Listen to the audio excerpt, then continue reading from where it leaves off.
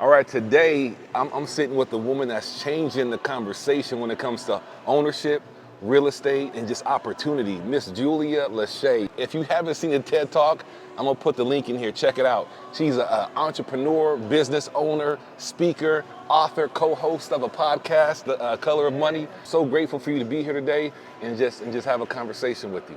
I'm glad to be here. Thanks for having me. Yeah. So Julia, man, thank you again for being here. Yeah. So question, when you wrote the book, The Color of Real Estate, like what was that pivotal moment that caused you to want to bring that book? It's not just a me story, it's a story that needs to be shared with the world. When was that? It actually wasn't even with the book. It was first when I wrote the class. So during COVID, I wrote a class called The Color of Real Estate, and I thought, I don't even know if I should put this out because everybody knows this already, which is about the history of land ownership and real estate and the lack thereof of us owning it and why.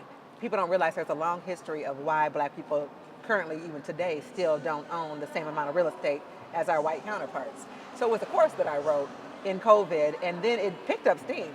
It picked up a lot of steam, and people started taking it to the tune of, I was hired to go work at Keller Williams Realty International to teach the course, to help people understand the history of real estate and really get the idea out there that there are barriers and there are real disparities that exist, and what our role in that is, either as the consumer, as the person who's not a homeowner that should be a homeowner, could be a homeowner, would be a homeowner, and also as real estate professionals understanding really the gravity of what it is we do on a day-to-day basis, because I call us the transferers of the wealth of America. Most people in the United States build their wealth through the acquisition of real property. So if that's the case, and we don't have homes and we don't have real estate, obviously there's a wealth disparity. So it started with the class. And as the class evolved, I knew for sure I wanted to write a book about it, but not just to harp on the history. The book is not about just the history of real estate. It's about overcoming the history of real estate and land ownership in this country. It's about the barriers that we have had. So people understand the history. You have to know where we started from to know where we're at now, to figure out where we're going to go. And then the book really, the twist when I wrote the book was not just talking about the story of the history of it, but how do we get past that to build true generational wealth?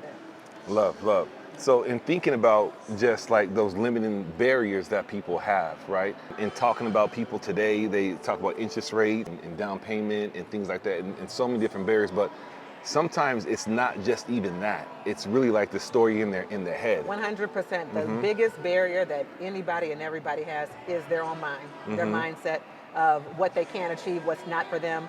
So many people think that's just not for me.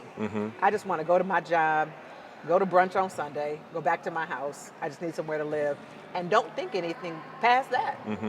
And it's not just the average consumer either. Less than 8% of real estate agents even own one investment property. So there's something that's holding us back in our mind that's telling us that this isn't for us or it's not accessible to us. And the reality is real estate is accessible to almost everyone at some level. And one like theme that I heard throughout the book was legacy. You know, like when you hear that term legacy, like what does that mean to you? What's interesting about it is because wealth doesn't even just mean money to me. And certainly if you're leaving a legacy, that doesn't mean money to me either. A legacy could be a lot of things. In the book, I started off telling the story about my grandfather. My grandfather was original Tuskegee Airman. And back then when they were creating VA and FHA loans, less than 2% of Black veterans were able to access that money. But my grandfather was one of those, and he received the VA loan and purchased a home with it and paid for the home with his VA benefits. And so he never left us a lot of money. No money. First of all, let's just make this clear.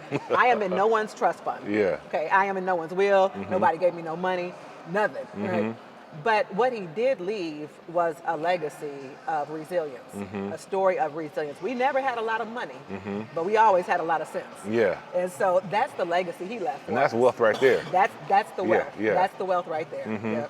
So from someone starting from scratch, like that had no trust fund, that literally is in a situation where they feel like, oh, man, this is not possible. Like what advice would you give them to start their journey into home ownership and investing? Education. Like almost in every city you can find some sort of home buyer class or a realtor or a realtist if you want to go through the neighborhood route and find somebody that can teach you how to do it. So the education part is the first part. Like even going all the way to credit. Like, how do I manage my credit? What does my credit need to be? How do I manage my finances? Just the basics. Get somebody to teach you the basics to prepare you. Because sometimes what people will do is they'll start trying to figure it out on their own and doing things that aren't even going to help you, that aren't necessary, but just educating yourself about what the process is. Okay. That's the first step. Find a trusted advisor, somebody that can help you along this journey, and get yourself your first house. My first house, I bought my first house when I was 19. And I used down payment assistance. They had down payment assistance, but I also still had to come up with money. So I worked 2 jobs.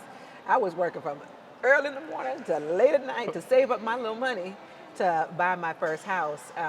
And that was my entry into homeownership. But I did that because we had a history of homeownership. I didn't know much different. My grandfather owned a home, my father owned a home. We lived in a house, I bought a house when I was old enough to buy a house. That's what we did. But for so many people, that's not the story.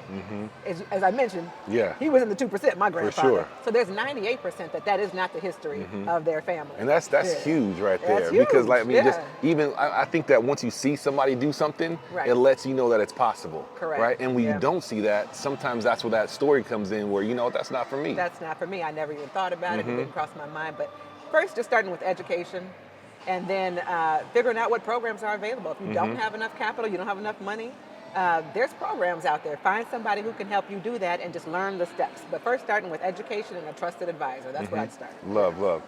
Yeah. What's one inspirational story that you can share from the book or from the podcast, right? Because she also has a podcast. If you guys don't know about it, the Color of Money podcast, you want to check it out, right? Yeah. But that you've seen, the one that pops in my head is the collaboration. Oh, sure. But go ahead and what's collaboration over competition? 100%. Well, there's so many. So, friends, we are on our 100th episode of the Color of Money podcast. So there are so many stories. And what the podcast is we are literally having conversations with high net worth individuals who have overcome the same barriers we're talking about, that have extreme amounts of wealth, that have achieved what we would all call success, right? So there's so many. I mean, we could sit here for hours and I could tell you the stories of all the guests that have been on the podcast. And to your point, many of them are in the book. They're all in the book talking about how they did it. It's literally the strategies to how they built their wealth and their success. But I will speak on the one you talked about, collaboration over competition. Was 4 brothers that are not blood brothers, but their stories are beautiful because they run real estate businesses in 4 different cities. And collectively met each other just through conferences, or hey, I saw what he's doing on Instagram and I like what he's doing. I got to get with him. And they got together and have for years now been meeting weekly on Zoom. So yeah, those guys is Trey Adams, Rod, Rich, Charles, and they're all in different places all across the country, running very big, successful real estate businesses. Fathers, husbands, beautiful families, and they just support each other on a daily basis to reach the next level. And that support has gotten them to the next level. For sure. They level up because of each other. But one thing you said in the beginning, it doesn't happen by mistake. It has to be intentional, right? Success leaves clues, and it's not going to just happen, right? So them coming together, them meeting consistently is like their accountability partners, and that group, that bond. And who you're around matters, 100%. right? Success leaves clues, community, and there's a whole chapter in the book about community and networking. Who are the people around you? If I'm around people that don't have anything, ain't talking about anything, don't want anything out of life, that's what you'll get. There's a saying that I love that they talk about: if the people in your circle aren't uplifting you, encouraging you, building you, it's not a circle, it's a cage, right? And so who are the people that you're actually around most of the time? What's the saying? You are the sum of the 5 people around you. And so for me, I've intentionally been intentional about surrounding myself by those 5 people. Much like Trey and Rod, I have a circle of women as well that are also franchise owners, that run a real estate business, because we have some different challenges than the average person might have. Like the challenge I had yesterday with the commercial guy and how he treated me, other people aren't having that same experience. Only my other Black female leaders in the same exact scenarios would understand those conversations. And so same thing. We talk to each other. We got a group chat going on. Something was going on with one of the ladies' sons yesterday. We jump on the group chat. We jump on a Zoom. But that support is so necessary when you're building and lifting, because one, you want to see someone else reaching that level of success, but two, it gets hard and there are setbacks and road bumps, but the community around you and the network and the people you choose to surround yourself with is literally the difference between whether or not you achieve success or not. 100%. I know in looking at you, right, and we're talking about real estate, investment, and wealth is a possibility. Somebody can easily be like, well, man, of course her. Of course she was a owner of market centers. She's on podcasts. She's doing all kind of stuff. But in the book, you said something that caught my attention, and you stated that sometimes, not all the time, but sometimes, yeah, right, keep it real, like you feel like an imposter. And I thought that was raw, but beautiful, because I think so many people looking at this could also feel as if it's not for me. That's not you know? for me, yeah. It's interesting you say that. I'm going to share a story about somebody else and then I'll get to me. But we were just having an episode when we were in San Antonio. We did an episode, and Emmerich Peace and Bowman Keaty and Daniel Dixon, those are the co-hosts. And Emmerich said something that was so surprising to me.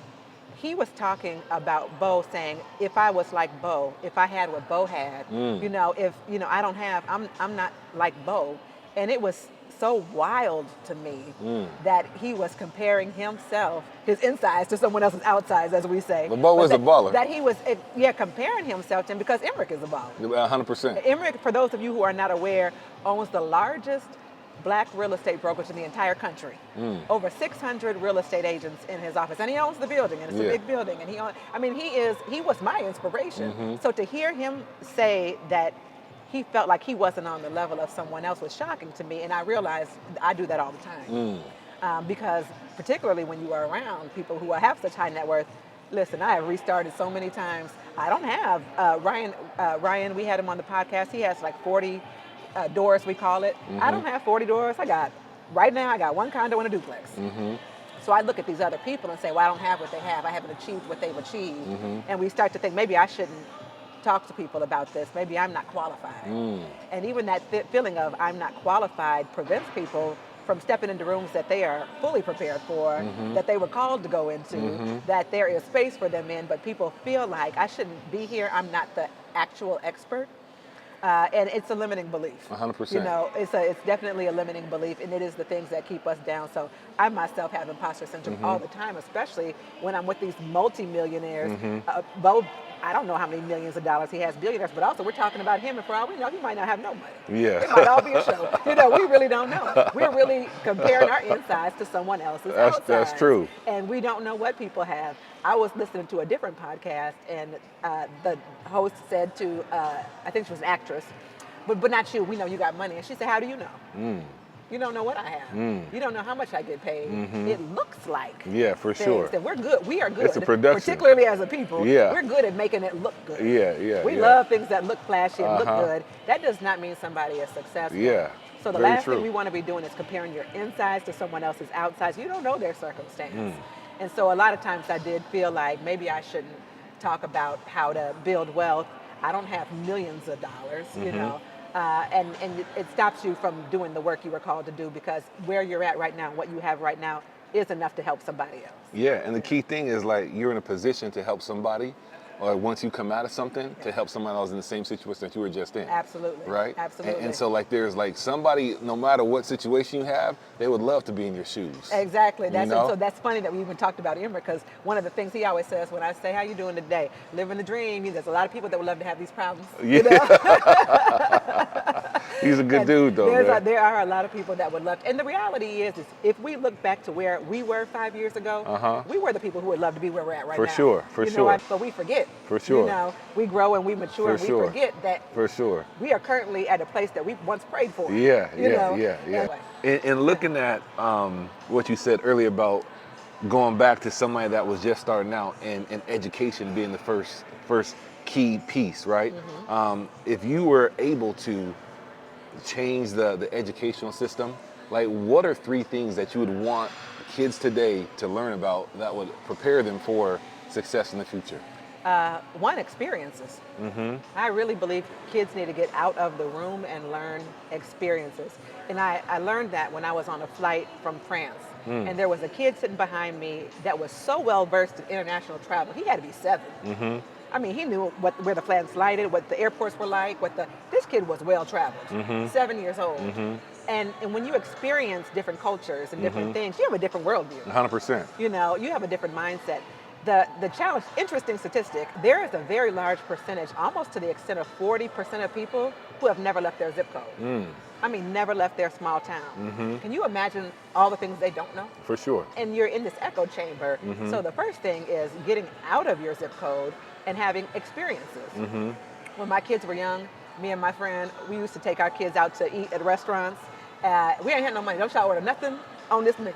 Okay, we are here for the experience, right? We would go just so that they got to be in an environment of a nice restaurant. Yeah, everybody's sharing the same fries, you know. But the point was they got to have an experience that we don't just have to be at home waiting on the food shelf or whatever it was, but we would give them the experience. So number one, getting out of your zip code, getting out of the echo chamber, taking them to a nice place like we're at here. Maybe you can't afford to stay here, but come get a coffee here. Let people see what the rest of the world is living like, because you can aspire to be like, well, maybe I can't have a room here today, but one day. But if you've never even seen it, you don't even know it's a possibility. 100%. So experiences for one. And then about financials, I really think kids should do like a P&L, you know, like how much money do you have in, how much money do you have out? Like budgeting, basic budgeting and expenses. For sure need to be learned, and credit, of course. And some schools are doing those things. You know, some schools are doing those things. But absolutely experiences, learning basic fundamentals of financials, and seeing people. I mean, just exposure to different people who do different things. Speaking of like basic financials, like, could you touch on like assets versus liabilities? Yeah. I find like I talk to a lot of people, and it's like, and I was there. Like I had a lot of cars at one point, you know. But in reality, a car is not an asset, you know. So in thinking about that, like, could you just touch on that? It's a depreciating asset. For sure. Yeah. So an asset minus. So first of all, when we talk about wealth, a lot of people talk about it in terms of net worth. And your net worth means what are your assets minus your liabilities. An asset would be a car, a house, whatever, minus what you owe people for it. So minus the mortgage, minus the car note, minus your student loan debt. So you can add up all the things you have. My car, my house, what the money in my bank account, if you've got a 401k, all of those things, add them up. Those are your assets. And then subtract all the people you owe for having that stuff. Minus the mortgage, minus the car note, minus the credit card debt. You might have minus that, and what's left is your net worth. And now for a lot of people, when you do that activity, you might find that it's negative. You have a negative net worth, particularly if you have student loans. For sure. Yeah, you're at a negative net worth, but you have to track that information in order to see where to go. You have to actually watch your numbers to know what it is. So I would encourage people to do that activity. Everything you own, minus everything you owe, that's going to be your net worth. If it's negative, that's fine. You at least have a baseline of how do I pay this off so that it's positive. Everything I think of in terms of net worth. Not necessarily do I have enough money for it. Yeah. I've been wanting to, just in case anybody wants to buy me a purse, my birthday is next week. And to date, I have never bought myself a designer purse, ever. I want one really bad, but I keep thinking about it in terms of net worth, right? So I'll think about it like, okay, it's $2,000. I got $2,000. But man, that's going to affect my net worth. And my net worth is going to be $2,000. You got to be specific. What kind of bag do you want? Oh, okay. Well, if you really want to know, we can go over to the reality is I think of terms of will it affect my net worth, because that purse is not going to do anything for me in 5 years 100%. or in 1 year. It's not going to grow. It's not going to gain interest. And I get it. There's the argument of the Birkin bags. I don't care. If you are able to sell that at a value higher than you purchased it for, you killing it. Ignore me. But most of the time, these designer things, they are not appreciating assets. You know, and so I just can't bring myself to invest that kind of money in a depreciating asset. As you can see, it's all tattered, it's weathered and all the things. I just can't spend that kind of money on something that's not going to increase. So I think of it in terms of net worth, because my goal is to increase my net worth to get to a point where we have passive income. What does that mean? What does passive income mean? What does even wealth mean to me? That my passive income is paying for all of my expenses so that I don't have to go to work. I go there because I want to, not because I have to. When we speak about wealth, I see you're doing is like you're really breaking it down and sharing information to the masses on a regular basis. And when we were at the mega camp in San Antonio, you asked how many people were actually like listen to the podcast, Yeah. and that to me was like eye-opening. I was Yeah. like, in this room, Yeah, isn't that you wild? know, it's not just that room, but it's more people Yeah. that can totally benefit from these conversations. So many people. My brother is an avid listener of the podcast, and he's not in real estate at all. Yeah. But the people we bring on there For sure. are just, I have learned so much and grown so much from being able to have conversations with these people. The information we're sharing. The unfortunate part is a lot of the times we don't want to be educated. We want to be entertained. 100%. You know, Yeah. and if ain't nobody dribbling a ball or dancing or Yeah. twerking or singing and I'm not being judgmental in that way. I like all that stuff too. But it's we're not interested. It's not flashy enough. It's not, if the video doesn't look just It's right not with the sexy. lighting, Yeah. it's not sexy. And it's unfortunate because we're missing out on so much information that could, as a people, make us greater individually and community, our entire community. So the listenership could be better. If y'all out there, you should definitely tune in to the Color of Money podcast and subscribe, because the conversations that are being had on that podcast are incredible. It has elevated my lid, if you will, so much to even, maybe I don't even understand all of the terms sometimes that people are using. That's okay. But you grow into the conversation 100%. around you. Yeah. When we first started, Daniel Dixon used to say all kind of terms. I didn't know what he was talking about. But I would call my financial advisor and say, Daniel said I need to do a whatever it was. He said, and what is that? You know, and at least get enough information and education to ask the right questions, right? And so that's the goal. The goal is just to learn, and so that we can evolve and grow. I get it. It may not be sexy. You know, there might be something more fun to watch or all of those things, but it doesn't take long. 30 minutes a day to get yourself a little bit of food for the soul, some educational information to elevate where you're at. Love that. Yeah. So in the book, by the way, The Color of Real Estate, you need to get this book. All right? You talk about the disparity of wealth, Yeah. right? Can you touch on that and really what that means? Yeah, so in the United States, first of all, we have a homeownership gap, right? So in general, homeownership rates tend to hover around 65, 70%, but it depends on who you are. For black households, that's more 42, 44%. For white households, that's more 73, sometimes in Minnesota here, 77%. That disparity, that difference, is what we call the homeownership gap. And if there is a gap in homeownership, and that's the way that people build wealth, then obviously there's a wealth gap as well. The wealth gap is astronomical. 8 times the amount of wealth is what a white household will have over a black household. The interesting thing about numbers and statistics to me is that we're not always talking apples to apples. Sometimes when we talk white households and black households, we're not even talking about the same household structure. In a lot of those white households, it is what you would call a nuclear family. A husband and wife, or a husband and kids, or whatever it is. There's 2 people and children in the home. Versus when we talk about a black household, the statistics on that, majority of the households are female-led. And so we're talking about a household structure with a nuclear family versus a household structure often predominantly led by black women. And that in of itself provides and presents a challenge, you know, as where we could do more to build wealth is particularly take a look at the structure of our households and our families. And I think as a community, it's a great question to ask because obviously if we have 2 or more people in a household, we're having a different conversation than if we just have 1 person in the household. So as a community, we have a lot of conversation. We need to have a lot of conversation around that, why that is and how to repair the structure of the family. And again, I'm speaking for myself personally. People have all kind of different family structures that work well for them, you know, but particularly when we talk about statistics, that tends to be one of the things. In fact, if we're talking about households and them being black female-led, there's a statistic out there of the net worth of an average black woman, a single black woman, is $5,000. Some studies will even say that it's only $500. That's all you got to your name. That's rough. $500 to your name. That's rough, right? That's rough. And so how do we get there? How did we get there, and how do we unget there? Right? How do we get past there? That's the conversation. I don't have the answers to all of that, but it's fascinating information when we talk about the color of real estate and the color of wealth and the wealth disparities and the gap. There's a lot of history behind how many of the households were shaped. There's a lot of history behind how real estate was transferred. There's a lot of history behind all of those things. But specifically, the book talks about how no matter what that history is, we do have the power to overcome those challenges. And I quote a whole lot of people in there who have. Yeah, indeed, indeed. What I love though, what to me was inspiring was about your grandfather being a Tuskegee Airman. Personally, like, I love how when I asked you about what legacy means to you, you went right there, because acting like that to me is like, it's just an instant sense of pride Yeah. when you have somebody that's done something. And I really feel like once somebody does something and you're connected to that, then you're slightly elevated as well. Yeah. You know what I Yeah. mean? You should capture all of that. It's That's by good. association. Yeah. Yeah. Right? Yeah. Yeah. Yeah, that's good. That's good. Yeah, you are guilty by association. And that when we talked about your network and the people that you're around, that's part of it. You are guilty by association. I enjoy the benefit of being guilty by association from the people I know.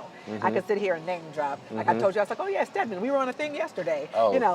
Oh, such and such. I could sit here and name drop all day about the people that I'm around. Oh, Jay Pappison, he's a friend of mine. Oh, Yeah. so I could name drop people. Bowman Kitty, oh yeah, y'all call him right. You want to call him right? You can do all of those things, and I'm guilty by association, and that goes both ways.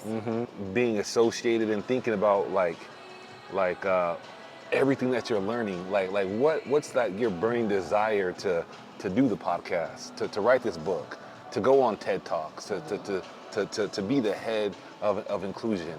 Yeah. Like what was the driving factor for you That's a to great kind question. of cause that? I'm glad you asked it too, because the reason that when I first got the job at the headquarters at the Keller Williams Realty International, I was the first person to ever hold that role, and it was kind of like having the keys to the city, if you will. I had a badge that got me into anything, and so I intentionally sat in every training. You asked me about trainings, and I was like, oh, every day. I sat in those trainings every single day because proximity is power. 100%. Yeah. So I'm literally in a room with Gary Keller all the time. I'm literally in a room with, anybody I wanted to be in a room with. And so if my badge worked and that door opened when I put it up there, I'm in there. And I was in there because not just for myself, but because the other people I know aren't here. They don't have access to be here. They don't have a badge, right? And so I got that information to share it with other people who don't have the access. So I could go back and go, y'all, guess what I learned? Did you know that? And, so that each one teach one, if you will. And so a part of the reason is simply because I've been blessed to be in a space where I had access. And a lot of people don't have that same access. So the podcast, the book, it's providing people with the access that I've been blessed to have, and the conversations I've been blessed to be around for the people who don't have those experiences. To say, oh, guess what I learned? Here's what I learned, and I'm going to share it with you. Those are the reasons that I do this, because I know that I have been blessed to be in positions and situations that other people haven't been, and so I go with the sole intention of sharing that information with whoever wants it. I love that. One thing that I was told a long time ago that like really got kind of rubbed my core was, if you want to hide something from a black man, put it in the book. Facts. Right? So Yeah. like I think that there's so much information out there that you can learn to get better. Chat GPT, whatever, it's out there for you, but are you going to take it and not only just read it, but apply it, right? The application of the knowledge is key, right? We got this book right here. You got the podcast that you can listen to that can actually really help you in whatever situation you're in life, But I think what you hit on with community is so powerful, and the family structure, powerful. Like, there's a lot of gems in this book, Thank you. I appreciate that. What made me want to write the book was when I wrote the class, and I realized how many people didn't know about the history of land transfer. It's not taught in pre-licensing if you're a real estate professional. It's certainly not taught in school. Like redlining, all that, all like of the that things doesn't. were a surprise to people who were actually real estate professionals that were the transferers of the wealth. They were the people literally touching the land and transferring it, and these real estate professionals didn't understand why our land was structured this way. I had done a Fox 9 piece and I was standing there talking about homeownership, and I never read the comments. Never read the comments because people ain't nice, right? But I read the comments for whatever reason that time, and we were talking about the wealth gap and the black homeownership gap, and the guy said, well, black people don't have homes because they're lazy. Oh, damn. And he was a real estate professional, and I wasn't offended at all. I realized that he didn't know the history of land transfer. It wasn't because we're lazy or because we don't have, the drive or the desire. it was systemically structured so that we did For not sure. have access to the land. Yeah, to put you at a disadvantage. Redlining, the deed restrictions, all of it, And it's a history that people just don't know exists. And so, one, educating people that there is a history behind why your grandma don't own a home. There is a history behind why you don't know anybody in your lineage that has a home. It's not because you were lazy. It's not because you didn't have the desire or were lesser than. It was systemically structured to ensure that you did not have a home. My mother's 70th birthday was a couple years ago, and the entire family got together. And I asked my aunts and uncles if they knew how they got to Gary. They were raised in Gary, Indiana. And they didn't know how they had got to Gary, Indiana. I knew how they got to Gary, Indiana, because in order for him to use that VA loan that only 2% of black people got, you can't live in Chicago. Oh, wow. It's redlined. Yeah. You're too black for that. You got to go over to Gary. Oh, wow. And so in order for him to use the loan, you have to live where black people were designed to live. Oh, wow. And so he moved to Gary for that. They didn't know that part. I know that part because I studied the history of the land. And that's how they ended up living in Gary, Indiana, down the street from Michael Jackson and his family, because they had to live there because they black too. Yeah. So that's what I was going to ask, because Gary, Indiana. Yeah. And so it's structured that way. And what's interesting about land structure, a lady asked me to come and teach a class, and she said, really, I know it's a weird question, but what I want to know is, like, where do the black people live and the white people live and the Jewish people live? And I said, well, pull up your land maps, your urban maps from 1930, 1940. She's like, no, I meant today. And I said, yeah, pull up the land maps from 1940. It literally is exactly how it was designed to be when they were distributing the funds. So who got to buy a house, who didn't. It was designed a certain way, and 100 years later, almost, it's still that very same way, and it's structured that way. And so just educating people on why it's structured that way, because you can't break the barrier until you understand where it is and why it is. So that was the impetus behind the book, was educating people on how these neighborhoods were shaped, how they're perpetually still, why do we still not have land here, or why do we still not have land here? It was structured that way. The highways, the zoning, all of these things contributed to that. So first educating people on why it's like that, so you can do something about it, but moreover, say, oh, I see how the game is played. I didn't know the rules. Now that I know how to play the game, here's what I'll do, and make a different life for yourself and redesign those rules. But you can't do that until you know what they are. There's a book called The Color of Law by Richard Rothstein. Oh, Color of Law. I say investing. And he talks a lot about the laws, similar laws, some of the real estate laws and the education system and all of the other laws that were put into place, particularly in the education system as well. And so it was kind of a spin on that. This is specifically about the real estate portion of that. And also, oftentimes people say, well, why are you just talking about black people? There's all other kinds of people too that are also marginalized. True. But the history of how and why black people have been marginalized in this country has created the largest disparity that exists. And that's what we really need to study and understand. It's not because other people don't have problems too. Because I even get white people say, we got problems too. But would you agree that if the issues of the black community are addressed, that also takes into consideration every other ethnicity?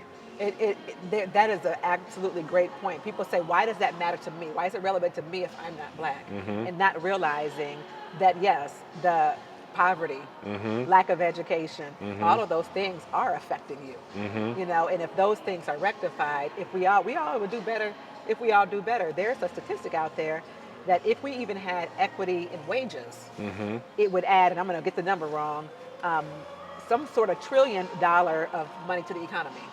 If there were equity in wages for black people. So elevating black people elevates the United States society as a whole, economics as a whole, and adds and contributes as a whole. And so it's not just a benefit for us to do better for us, it's a benefit to everyone when we do better. We all do better when we all do better. So thank you so much for your time. I know we've been here for a little while, but one last question, okay? Sure. If we got this book in the hands of everybody, what would you love to see happen in the next 10 years? Like, what's your vision? The vision is just practical application. Even if you only applied one or two things from the book, because it is literally strategies. All it is strategies from people that I've spoken to, interviewed, on how they have built their wealth. If you apply one principle to your life that betters your life or your children's life or your neighbor's life or your family member's life, that's the win for me. The win is that we will at least just learn something that we actually apply to increase our wealth, to increase our knowledge, to increase our network in our community, all of those things. So the goal is that everybody get the book, read the book, and apply the strategies to help you be whatever your version of wealth is. So what I'm hearing is success means different things. Wealth is different for every person, every individual. It doesn't happen by mistake. So if you heard this and you listen to the end, first off, thank you. And I'm going to ask you to do something. Share it, okay? If you didn't like it, thank you, but keep that to yourself, okay? But honestly, Julie, I really appreciate what you're doing. I love the roadmap you're on. I know everybody is going to see more and more of you, okay? I hope so. But love, though, love. Thank you so much. Dropping gems. Appreciate it. Yes, yes.